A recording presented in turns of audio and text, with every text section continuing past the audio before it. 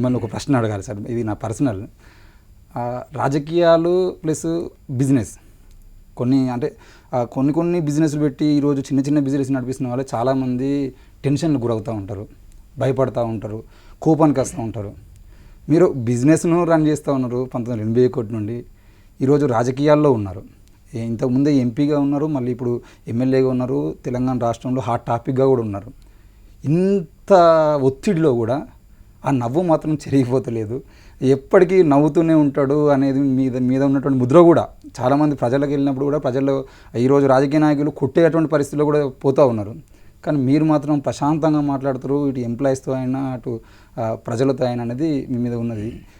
ఆ నవ్వు అది అంటే ఒక రకంగా అది ఫేక్ అనుకోవచ్చా, లేకపోతే అది దాని యొక్క సీక్రెట్ ఏంటి సార్? ఫస్ట్ ఎప్పుడు కూడా నవ్వు ఫేక్ ఎవరు కూడా నవ్వలేరు, అంతే. నిజంగా జెన్యున్గా మనము ఇతర మనుషుల గురించి మంచి ఆలోచన, మీరు ఇంతకుముందు చెప్పినట్టు మా నాన్నగారు అప్పుడు బిజినెస్ స్టార్ట్ చేసినప్పుడు, మీరు బిజినెస్లో మంచి చేసినప్పుడు పేద ప్రజలకు ఉపయోగపడాలని చెప్పి మరి ఆ రోజులలో నాకు ఆదేశాలు ఇవ్వడం జరిగింది. ఆ ఆలోచనతోని చాలామందికి హెల్ప్ చేయడం జరిగింది. బోర్వెల్స్ అయినా, స్కూల్లో పెద్దపల్లి పార్లమెంట్ నియోజకవర్గంలో ఏ గవర్నమెంట్ స్కూల్ కూడా ఉండదు, విశాఖ చారిటబుల్ ట్రస్ట్ ద్వారా ఫర్నిచర్ ఉంటుంది, టాయిలెట్స్ కట్టించడంలో, టీచర్స్ శాలరీస్ పే చేయడంలో, ఎక్కడైతే టీచర్స్ తక్కువ ఉన్నారు గవర్నమెంట్ టీచర్స్ ఆ రోజులలో వాళ్ళకు శాలరీస్ ఇవ్వడము, అంటే ఒక మంచి పని చేయాలని చెప్పి ఆ ఆలోచనతో నేను పనిచేస్తూ ఉన్నాను. ఎప్పుడు కూడా వేరేల గురించి వారు ఈర్ష్యపడను.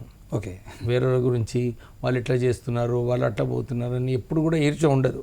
అందరూ కూడా మంచిగా ఉండాలి, మనం కూడా మంచిగా ఉండాలని చెప్పి ఆలోచనతో నేను ఎప్పుడు ముందుకు వెళ్తుంటాను.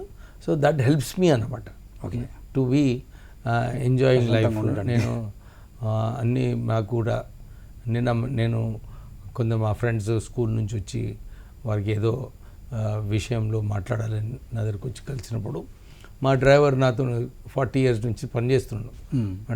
మా డ్రైవర్ అన్నాడు, సార్ నేను అన్ని రోజుల నుంచి చూస్తున్నాను, నీకు సుమారు 200 క్లాస్మేట్స్ ఉంటారా సార్, ఇంతమంది నేను ఎప్పుడు కలుస్తూ ఉంటారంటే నేను అదే చెప్పాను, చాలా లక్కీ పర్సన్ నేను. స్కూల్ నుంచి ఉన్న ఫ్రెండ్స్ ఇప్పుడు కూడా నాకు ఫ్రెండ్స్ ఉన్నారు, కాలేజ్లో ఉన్న ఫ్రెండ్స్ కూడా ఇప్పుడు కూడా ఫ్రెండ్స్ ఉన్నారు.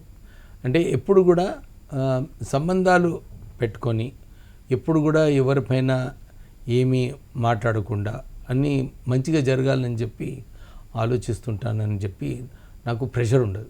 ప్రత్యేకంగా నాకు మా ఫ్యామిలీ సపోర్ట్ దీంట్లో ఎప్పుడు కూడా వారు ఏది మంచిదో చేయాలని చెప్పి వాళ్ళు కూడా ఆలోచిస్తుంటారు. సో నాకు ఈ ఛాలెంజెస్ తీసుకున్నప్పుడు ఫ్యామిలీ సపోర్ట్ ఉన్నందు వలన నేను ఏదున్నా కానీ సాధించే వరకైతే డెఫినెట్లీ కష్టపడి పనిచేస్తాను. సో నాకు కూడా అట్లాంటి ఇన్స్టిట్యూషన్స్ బిల్డ్ చేయాలని చెప్పి ఎప్పుడు కూడా నాకు ఒక తాపత్రయం ఉంటుంది.